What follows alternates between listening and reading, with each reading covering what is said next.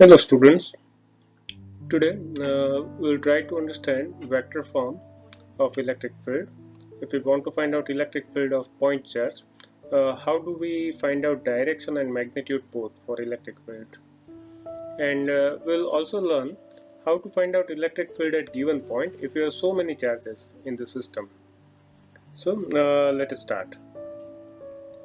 To understand today's topic, we'll need some background knowledge, some knowledge from our previous topics. First of all, we need to know the definition of electric field, which says that electric field is the electrostatic force experienced by unit positive charge. So E is F by Q, and electric field depends on mainly two parameters: source charge and distance. Obviously, it depends on medium also. Apart from this, we need to know vector form of Coulomb's law.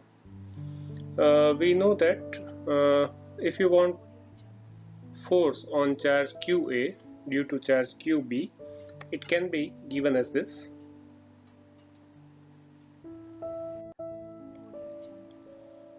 QA QB mod bracket RA minus RB upon mod RA minus RB whole cube. So on whichever charge you want force, position vector of that charge should come first. And obviously this is unit of electric field, which we should be knowing. So with this background knowledge, let us start with today's topic. We know that if we have two charges, say small q and capital Q, with separation between them as r, the force, electrostatic force between the two, can be given as F is equal to 1 by 4 pi epsilon 0 Q into Q by R square. It is directly proportional to product of the charges, inversely proportional to square of distance between the two, electrostatic force. And what if we want electric field of charge Q at some point P, which is say distance R? So what would we do? What do we do if I want electric field? What should I do? So we say that place unit positive charge at this point and find out force on unit positive charge. Okay, what if I don't have unit positive charge? Suppose I don't have plus 1 coulomb charge. If I have plus 2 coulomb, I'll find out force on plus 2 coulomb and divide my answer by plus 2. So we may place any charge Q and we'll find out force on small q due to the source charge, and then we'll divide our answer with Q so that we can nullify its influence. So look at this.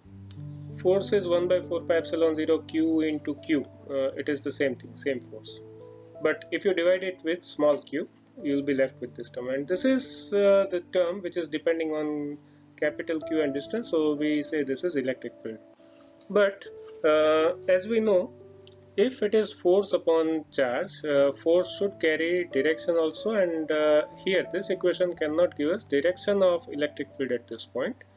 So let us see how to find out direction of electric field. So we know that if we don't have distance between the two charges given, instead if we have position vectors of the two, how do we find out force on this small q due to capital Q? So we know that force can be given as 1 by 4 pi epsilon 0 Q into Q upon distance square. How do we find out distance? It is mod of resultant vector. So resultant vector is the magnitude of resultant vector is distance between the two. So it is mod r minus r prime or r prime minus r. But if I specifically want force, not only magnitude, this is magnitude of force. If I want force along with direction, then I should write vector form of Coulomb's law, which can be given as 1 by 4 pi epsilon 0 product of the charges and r prime minus r. Why r prime first? Because we want force here. We want force due to capital Q on small q. Now, what if I want electric field of capital Q at this point? So consider a charge at say position vector r and consider a point P at say position vector r prime. We want to find out electric field of Q at point P. So again, we'll consider this force and we'll divide it by Q, because electric field is force upon charge or force per unit charge. So this is electric field. Again, there is no direction, it is simply kq by r square. And for direction, consider vector form of force, and this is the vector form of electric field. What does it say? It says that if it is F by Q, whatever is the direction of force will be the direction of electric field. And be careful here. Unlike this case, in case of force, we have two vectors r prime and r, but then you have two charges also. And so we can identify r prime and r must be position vector of the two charges. Whose position vector is r prime, whose position vector is r? So here is the answer. You are talking about force on q, and then r prime must be position vector of q, and r must be position vector of the other source charge or capital Q.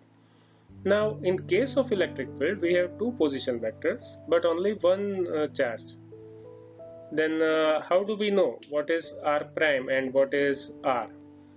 So electric field is force experienced by unit positive charge. So actually you have +1 here, we have +1 here, but mentioning it won't change our answer, and so we don't mention it, but it is q into +1. So what is r prime? It is force on unit positive charge. So r prime is the position vector of the point where you have placed unit positive charge. And so we should not forget that when we are finding out electric field, which position vector will come first? The position vector of the point where we want to find out electric field should appear first, and position vector of source charge will come next. Okay, don't forget it. Now what if we have more than one charge? Suppose we have four charges, we have system of many charges, and we want to find out electric field at some point P. So now we know that at P point we have influence of Q1, we have influence of Q2, Q3 is also exerting some electric field, and Q4 should also have its own influence on P point. Then how do we find out resultant electric field here? So again, very simple logic. You find out electric field due to individual charge and then sum up. So if I want electric field here, I should have E1. What is E1? Electric field at P point due to Q1. I will find out Q2. Sorry, E2. What is E2? Electric field of Q2 at point P. Similarly, E3 and E4. And then we will sum up, and that is called superposition principle for electric field.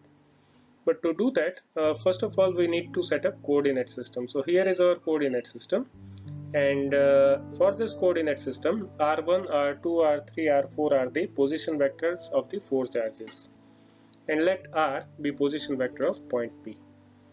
So now we will find out E1, E2, E3, E4, and then we will take summation.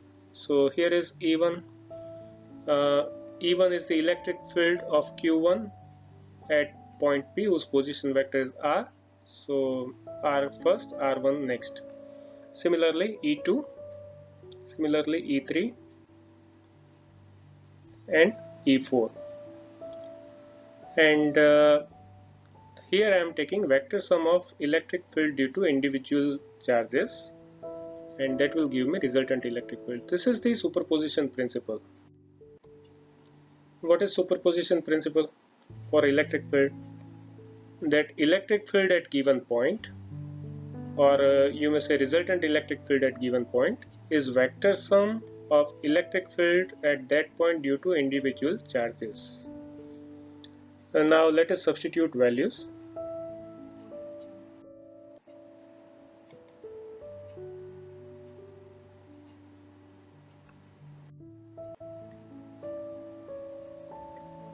So this is the electric field, and we can express it in some concise manner, and then this is how we can express it. We are taking the discrete summation from I equal to 1 to 4, so you will have 4 terms here. You keep on changing this I from 1 to 4, so R1, R2, R3, R4, you will have 4 terms, and this is the resultant electric field. And look at this symbol. This is summation sign when you have discrete summation. what if the charges are so close that you cannot differentiate between position vector of first, second, third charge?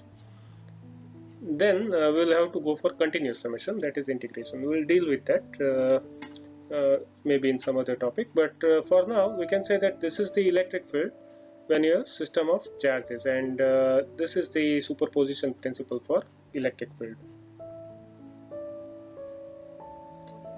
So let us conclude.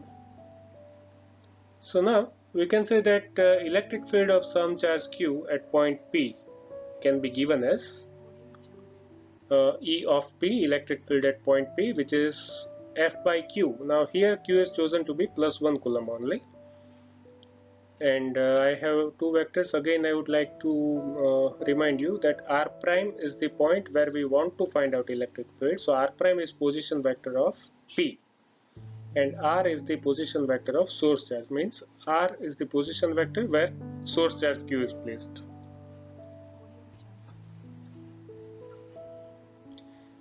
Then if we have system of charges, then we can say that the electric field can be given as summation from I to N and Qi R minus Ri. This is generalized form for N charges, and we are finding out electric field at some point which is at position vector R, and this line is statement for superposition principle for electric field. So with that we conclude this topic. See you later. Thank you.